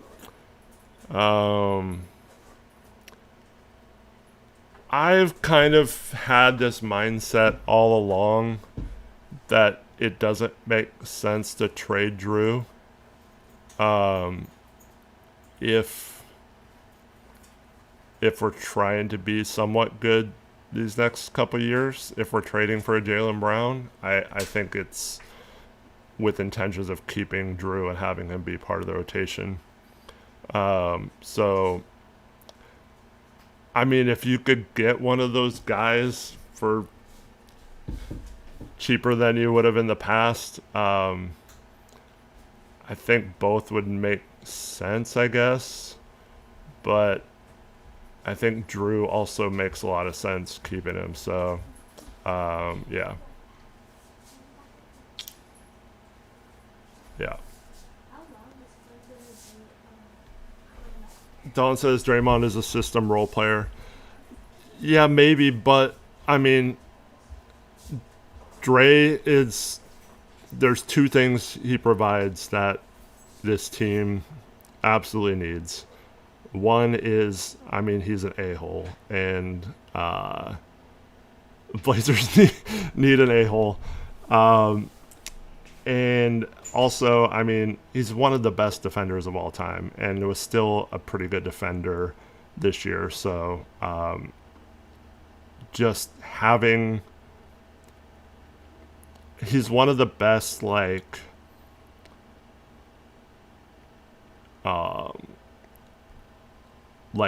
point guards of the defense, if that makes sense. Like a floor general on the defensive end. He's one of the best at all time in that. I think he would help Klingon a lot. I think he would help our whole defense a lot. So, I mean, I get it, but yeah, you also sacrifice a lot in terms of offense, but he would I think he would get players to move off ball because he likes passing and stuff, but it does open up a lot of other problems with shooting, so I understand. But I don't know. I think Drew would be an important part of a team if we traded for Giannis or Jaylen Brown. So I'd be hesitant to just give him up in a trade like that. But I like the thinking, though. And maybe the Blazers can... I mean, Draymond... Is he a free agent, or does he have one more year? 20. I think he has one more year on his deal, right? Or he's a player option or something. So, yeah. That's the type of player. I think he only makes, or only going to make, it's like 25 to 27 million or something. So, that's the type of guy maybe you could get if the Warriors weren't having a good season at the deadline. But yeah, I don't know. I'd hesitate to trade Drew if we made a big trade. I understand his contract probably makes it likely in the future that he's the next guy to be traded, especially if you need some depth. You trade him for a couple of role players or something. Maybe even like a year from now when he's a year older and is an expiring contract. But I'd hesitate to do that if you just traded for a star. I think he'd be a really good fit on a team where he doesn't have to do as much as he had to last year. If he, at this point of his career, had a little bit of a lessened role with Dame coming back, if you sign another guard, and obviously you have Jaylen Brown and Denny who can both handle the ball. So I think you have plenty of ball handlers, so you wouldn't have to put as much on Drew next year. And I think just having him out there would be good. And I really so like Draymond falls into this, Jimmy falls into this as well. But I really want the Blazers overall on court IQ to improve, and Drew is part of that. He's really smart on the floor. Just having people with high basketball IQ. I think the more players we have that are not only good but are smart players, I think that would bode well for this team, just being able to figure it out, especially with a little bit if we switch to having a little older roster versus younger roster. A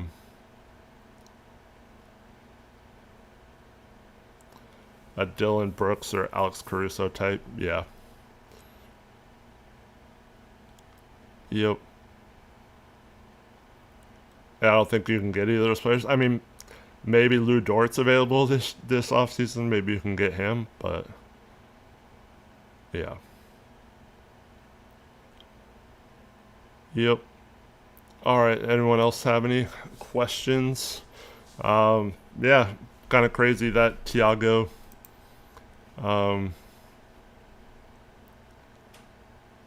Yeah.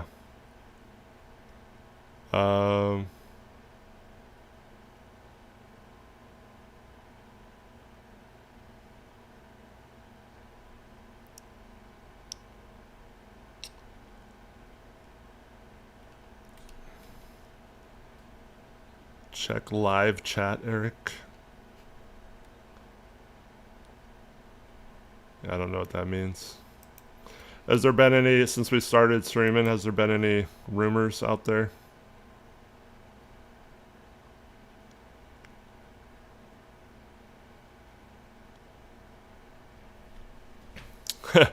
Workshow says if we need an a-hole, maybe we should get Wemby. He came off looking like a real a-hole after these playoffs.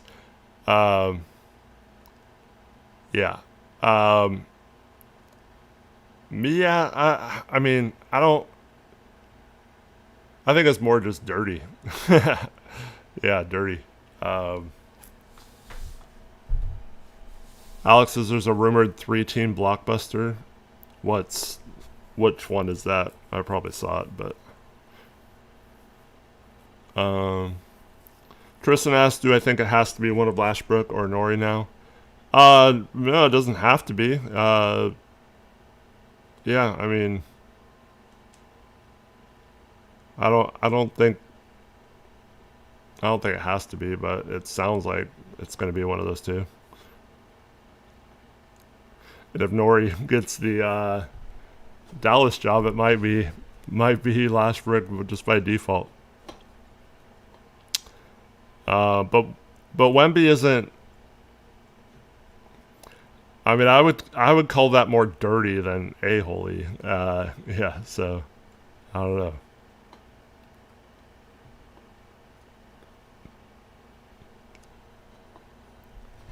He definitely knew what he was doing a few of those times.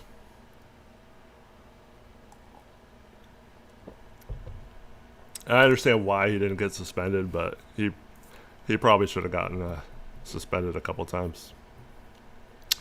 Clippers, Celtics, Bucks.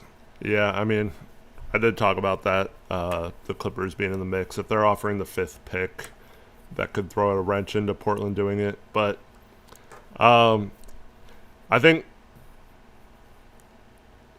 if that's what happens, if Jaylen Brown goes to the Clippers or another team, I think Dundon is going to be so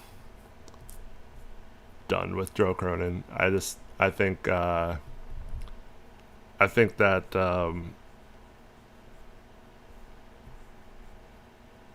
I mean, he made some comments about how he didn't like the pace at which this team moved, and it was going to go to an uncomfortable pace, and he likes to get things done.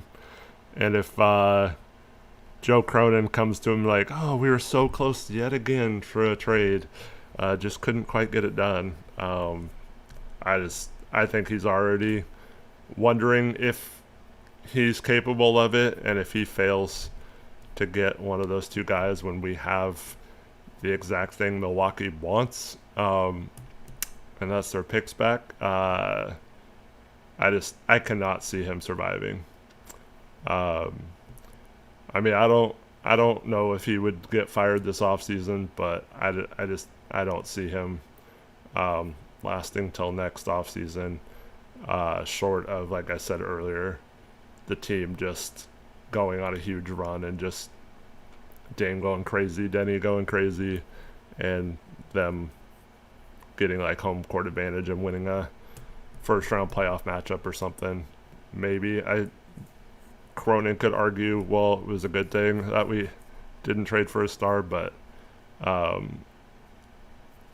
just feel like he's been given an edict to get some things done and not just continue to be in the mix for them. And if you can't do that this summer, especially if a bunch of big names get traded, then I don't think Dundon will have too much patience with him. So, but yeah, I mean, it seems like he's going to get a chance right now.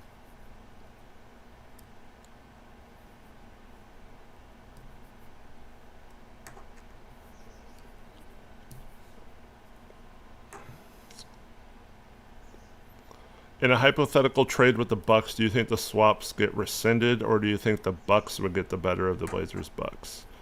Oh, that's interesting.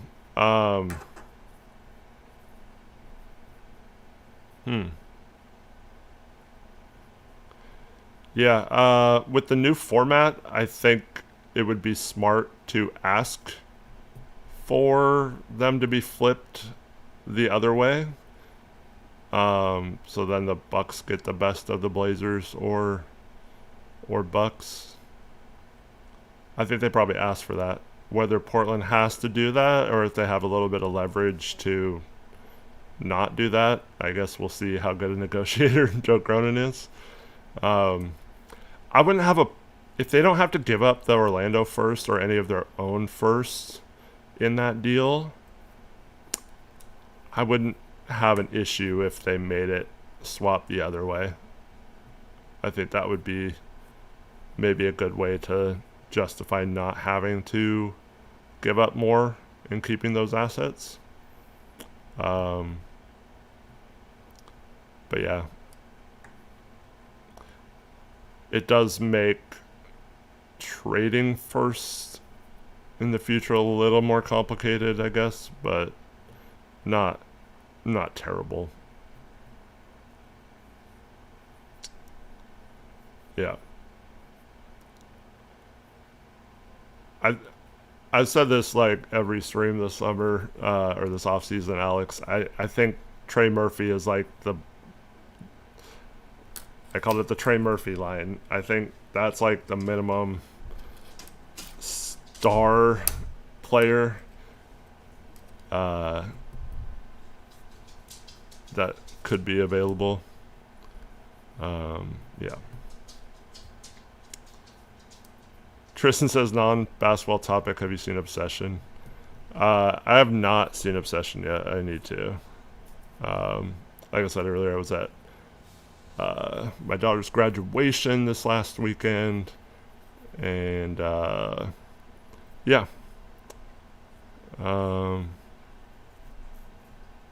Definitely need to go see that, though.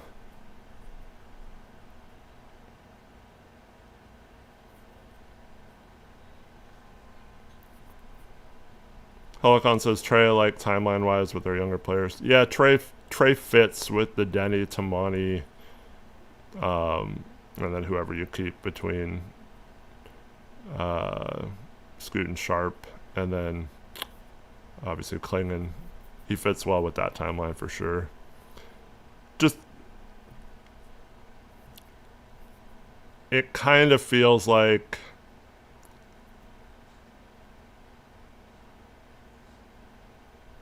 with Dame and Drew and stuff, it just feels like the Blazers are going to go into more win now mode. Dawn asked what position my daughter plays in basketball. Is she good? So she's only 9 years old.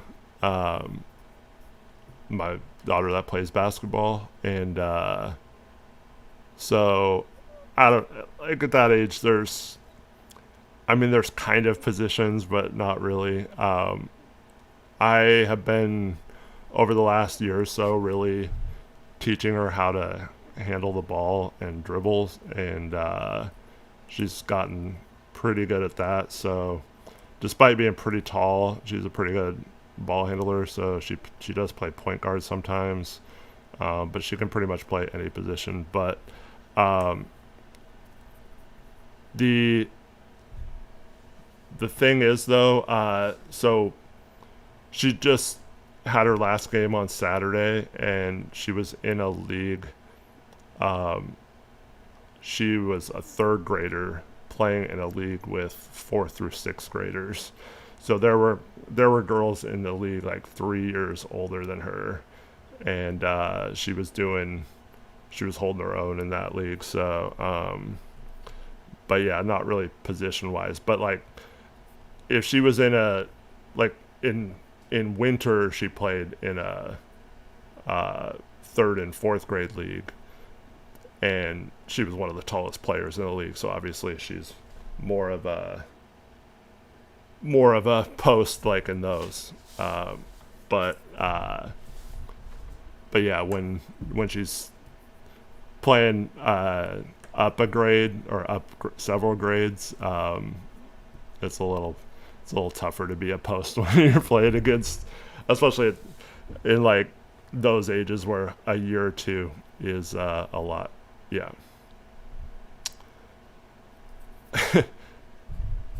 But yeah, so she's actually on Wednesday trying out for a competitive summer team, a 4th and 5th grade summer team. So we'll see how that goes. Unfortunately, I won't be able to coach that team because it already has a coach. But yeah, we'll see. So hopefully, if she makes that, she'll get to play in a bunch of like AAU type tournaments this summer. And but yeah, I mean, she's 9 years old. It's still a long ways away from knowing if she's good or how good she's going to be and all that stuff. But she is getting into the WNBA. my mom likes Caitlin Clark a lot, but she doesn't really care about Caitlin Clark that much. She does want to go to a Fire game, so this summer I'm going to take her to a Fire game, but yeah, still way too young to know anything. And I'm not, like, she's wanted to get better and stuff like that, which is really cool as a parent, but I'm also not trying to be like the type of dad that just goes like, I just don't want to be like hard on her or push her into it. I want it to be her decision to want to practice and get better and stuff. So still just trying to make sure I don't like push her into not liking it. So if that makes sense. But it's really fun. I love coaching and stuff. So yeah. Do we have Levine?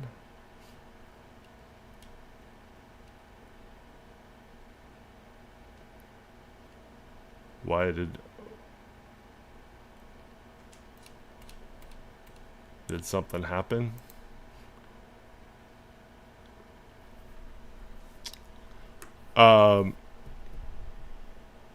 Helicon says Levine is expiring. Oh.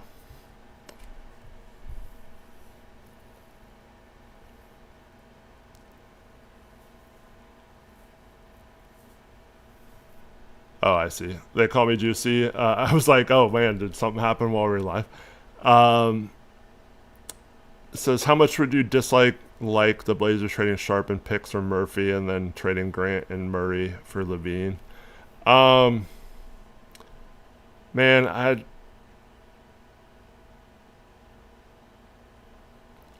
rather have Grant in that scenario. I think. I don't know. I think because Murphy, I think, can play some too. I don't think you have to, and I think you still have Scoot, Drew, and Dame who would all play the two as well. So I wouldn't want to make that trade. I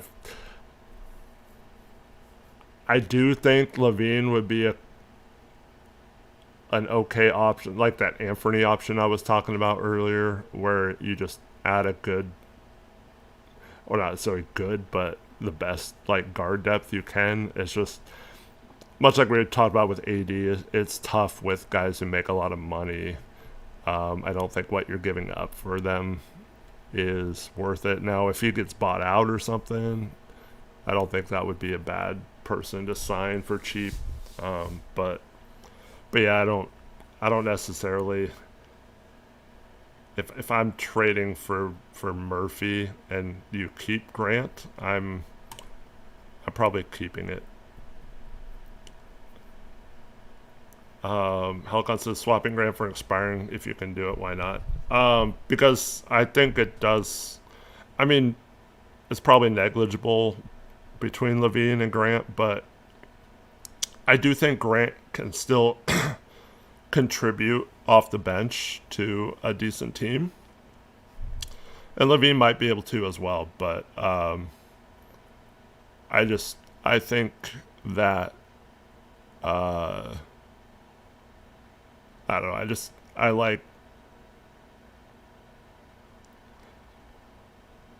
I like Grant's fit if he has the right role, and yeah, I mean maybe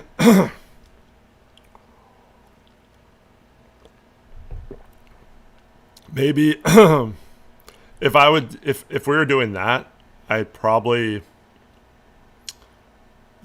be with the intention of going after Anthony Davis with Levine's contract, because I believe Levine makes over $40 million, right? So it would be easier to possibly match using Levine after 60 days to go after Anthony Davis, and then you're giving up an expiring instead of someone with 2 years, so you wouldn't have to give up more draft capital. That's how I would be thinking versus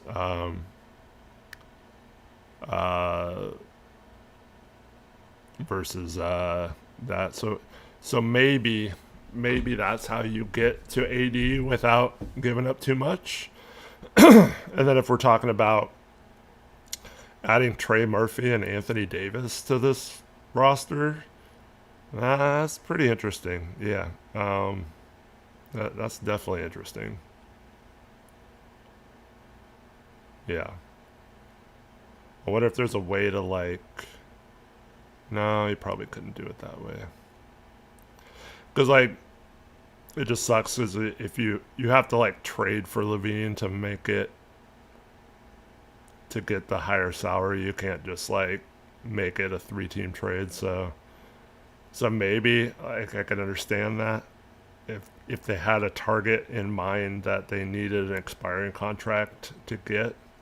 But I don't think they should just trade Jeremy to get rid of him. I think he can still contribute.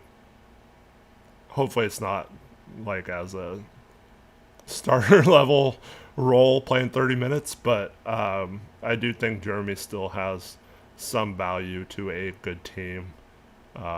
It shouldn't just be dumped for nothing.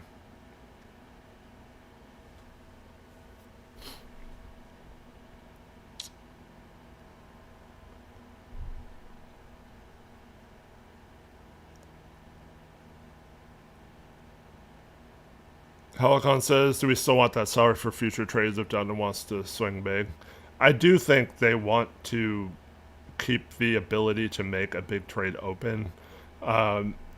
Pretty much every offseason or during the season, there's been some sort of star that becomes available or theoretically available. So I would definitely think that if they strike out this off season, even if it's not Crona making that decision, I think he wants to set it up to where we still have a contract to trade.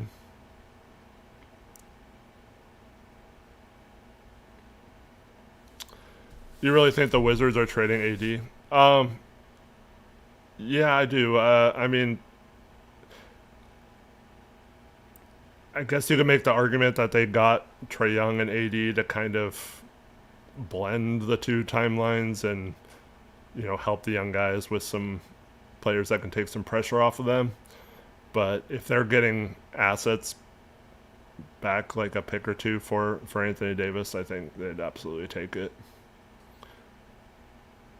They do have some nice pieces. I did just see that Alex Sarr just had foot surgery and is going to be out a while. Expected to be ready for the start of next season. See how that goes.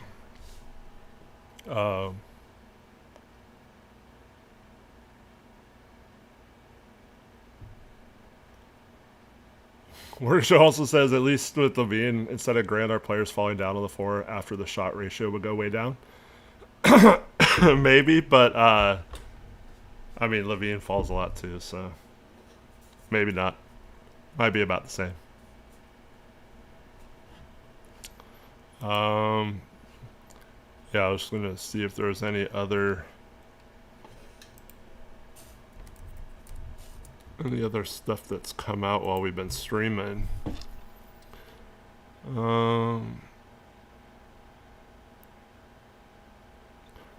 earlier today it was reported that the Giannis sweepstakes are officially down to just the Celtics and the Heat. We'll see about that.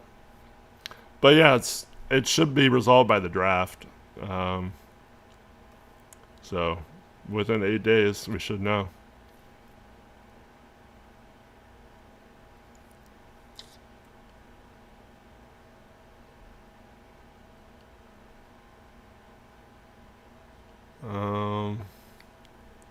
Already talked about Lashbrook is viewed as the potential leading candidate to become the Blazers' next coach.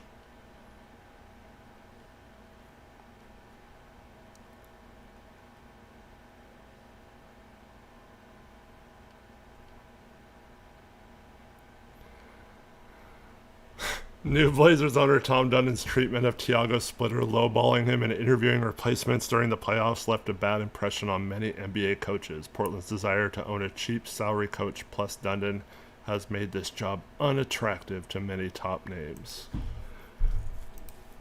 Yeah. So, well, that might be that might be true, but I don't think Dunning cares. And like I said, I think he's totally fine, if not prefers, like an out of the box or someone that doesn't know. But I don't think he wanted a big name player or a coach. I think he wanted to bring in a guy that he would look smart if they're good. So yeah. And if their contract's cheap enough, I mean, it doesn't cost you that much to replace them. So if whoever he brings in is bad, I think you just go get a new coach. So I don't know. I don't necessarily think they had to have a big name. I mean, yes, a perfect established coach would be cool. I really wanted Taylor Jenkins, but I mean, the dude got like $10 million a year or something from Milwaukee. We weren't going to be in the running for that. So I'm totally fine with taking a chance on someone who's unproven, but is gonna just come in and just bring a bunch of new ideas. Yep, his NHL team won a Stanley Cup, which is funny that they're still all over him about this.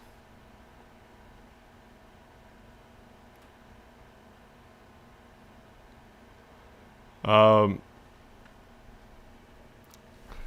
Peterson apparently has only and will only work out for the Washington Wizards. I hate that, man. I've gone so back and forth on him all year. Like, obviously he's the most talented player in this draft and could be a star. I just hate his mentality, and I hate that. I don't know. I think it just looks bad, man. It looks bad, and I don't know. Is he a clutch? Is Darren Peterson with clutch? We had the stuff with Ace Bailey's agent last year, and him doing a bad job. It's so weird how it just screams prima donna to not work out for 2 and 3. I mean, it doesn't mean you're not going to be number 1, but if the Wizards pick someone else and you haven't worked out for either of those teams, I don't know, man. It just rubs me the wrong way. I don't like that at all. And so, yeah. If AJ goes 1, I'm the Jazz. I might consider taking Boozer over Peterson at this point. Like, I don't want to deal with that crap.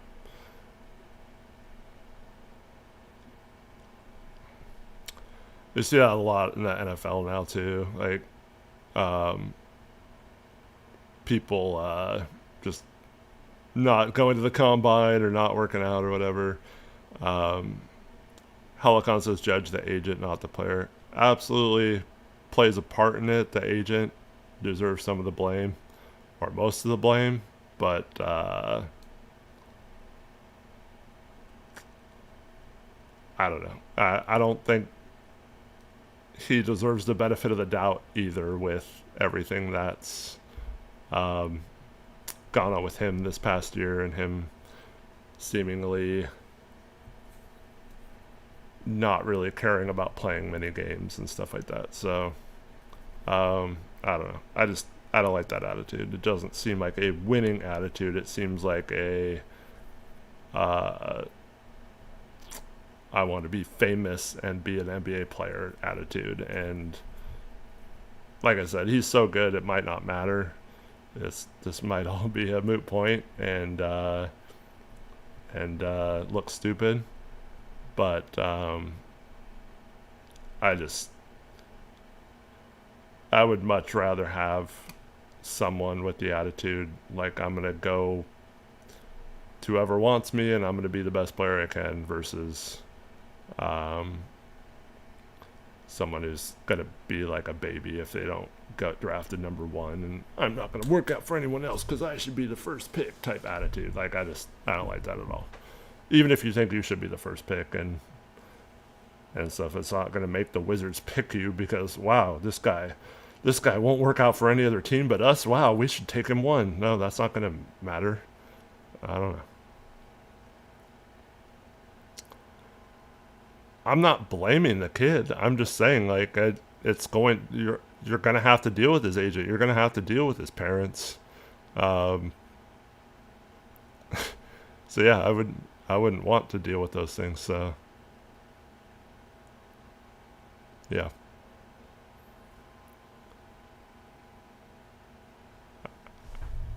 I question his mentality. And yeah, I mean, people said the same thing to me when I criticized Sharp in the draft process in terms of his mentality and stuff like that. And unfortunately, that's been shown to be somewhat a legit concern. Yeah.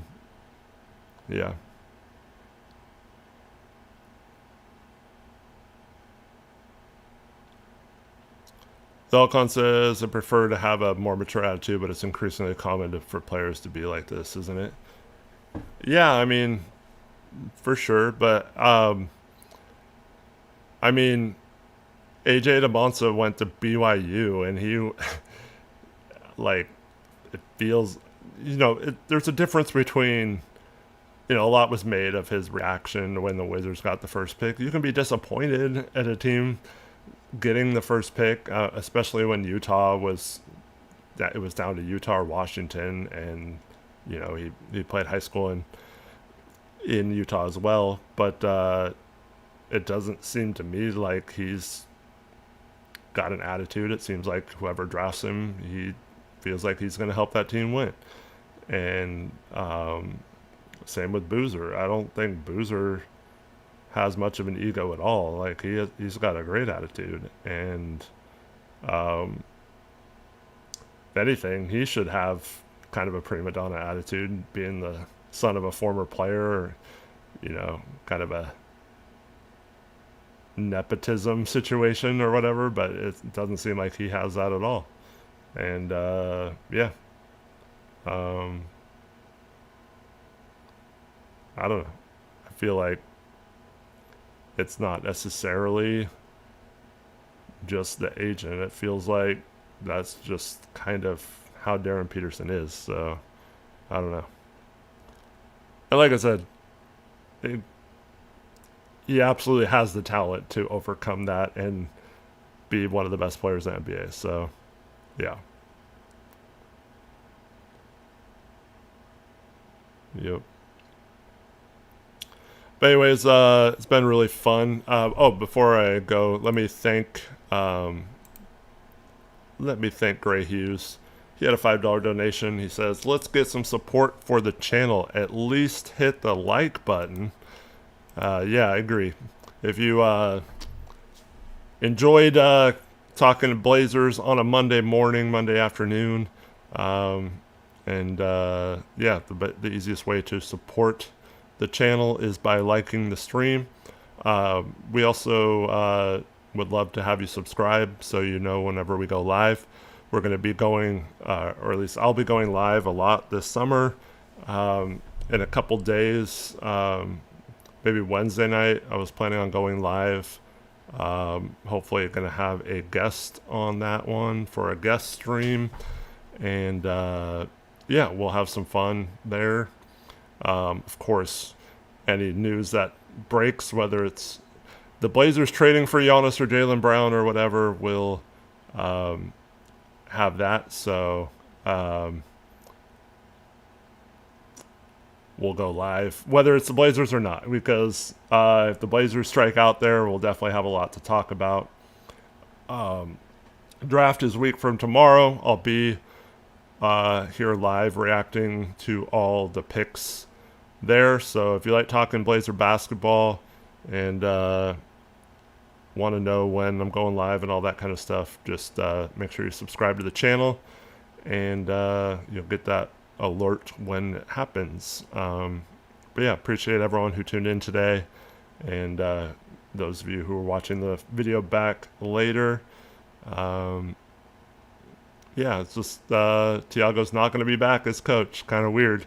There was definitely some points towards the end of the last off season, or the last season, where it seemed like it was a certainty that Tiago was going to be back, and now he will for sure not be back. And will there be some fallout from that, or will the Blazers get one of their guys that they wanted all along? We'll definitely find out here soon, because they're going to eventually have to hire a coach, and then we have obviously rosters are going to be shaken up around the league in the next week with the draft coming up and all that. So lots of stuff to happen, and then 2 weeks from tomorrow we have the free agency period beginning, so we'll be live for that as well. And so the next 2 weeks are going to be super busy with everything going on in the NBA. And then later in the summer it might die down a little bit, but we'll still have you covered with streams and talking about Blazers and whatever else happens around the NBA. Congrats to the Knicks on winning the championship. We knew it was going to be the 8th different champion in 8 years, but certainly didn't think the Knicks were going to be the team that was going to be the champion this year. But they played super well in the finals and throughout the playoffs outside of the first couple games against Atlanta. So congrats to them, and really appreciate everyone who tuned in and for watching the channel and supporting it and all that kind of stuff. Hope everyone has a good day, and we'll see you next time on Rip City Retro. Let's give a fist bump on the way out. Have a good day, everyone.